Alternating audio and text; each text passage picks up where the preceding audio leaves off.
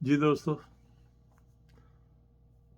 بدلاؤ، ٹھہراؤ، دہراؤ، یہاں تک کہ ٹکراؤ، یہ تو دیکھیے اس پورے کائنات کے نظام کا حصہ ہے۔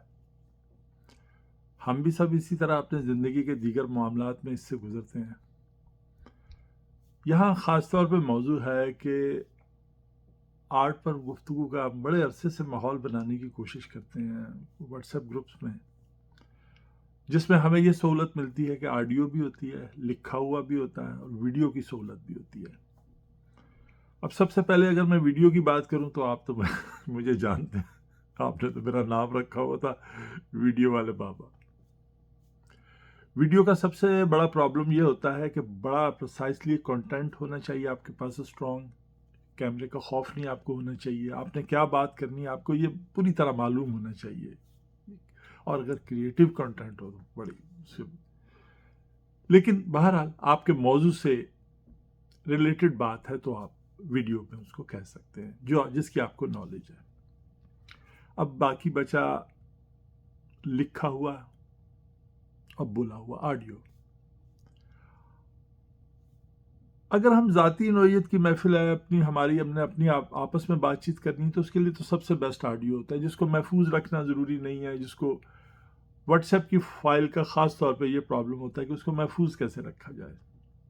MP3 میں چینج کریں، امیج لگا کے پھر اس کو کسی جگہ MP4 میں تبدیل کریں، یا بس اس کو ہوا میں معلق کر دیں، ضائع کر دیں، یہی ہے اس کا۔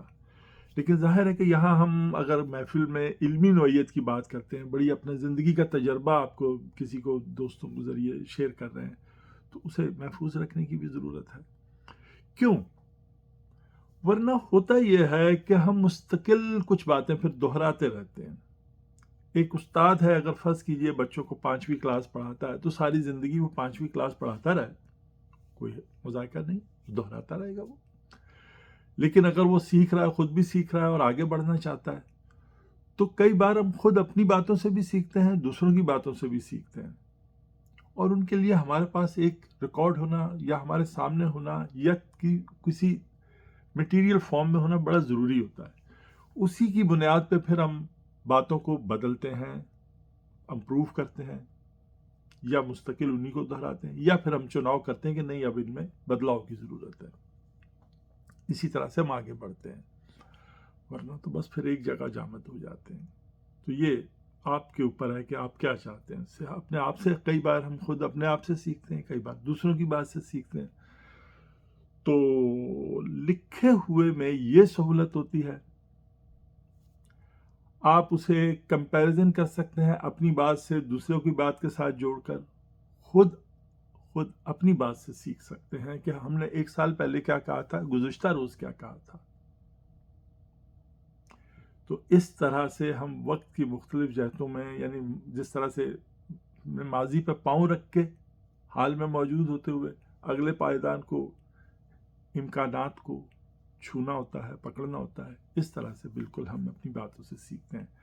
تو دیکھ لیجئے، آپ دوستوں کو اس محفل کو جاری رکھنے میں جیسے سہولت ہو، اگر تو ہم مستقل کچھ باتوں کو دہرانا چاہتے ہیں تو بڑی مزیدار محفل ہے، دہراتے رہیں گے تمام زندگی، جیسے ہم گانے بھی تو گاتے ہی رہتے ہیں نا جو ہمیں اچھے لگتے ہیں، ہم یادیں بھی تو اپنی بیان کرتے رہتے ہیں نا جو ہمیں اچھی لگتی ہیں۔ لیکن اگر زندگی میں کچھ سیکھ کے آگے بڑھنا ہے تو پھر اپنی ہی باتوں سے کمپیریزن، اپنی ہی باتوں کا موازنہ دوسری بات سے جوڑ کے اس کا متبادل اور اس کو امپروومنٹ کرنی بڑی ضروری ہوتی ہے۔ تو مجھے کسی میں بھی کوئی دقت نہیں ہے، میں تو یہ آڈیو میں بھی بات، ویڈیو میں بھی کر سکتا ہوں، آڈیو میں بھی کر سکتا ہوں، اور لکھی ہوئی تو میرے لیے بلکہ مشکل ہوتی ہے مجھے۔ لیکن وہ مقصد کئی بار ہماری جو ہے نا وہ بھی ترجیحات بدل دیتا ہے، کہ مقصد تھا کہ یہاں کی گفتگو، آپ سب دوستوں کی گفتگو میرے لیے بڑی اہم ہوتی ہے کہ اسے ہم کسی اور جگہ شیئر بھی کریں۔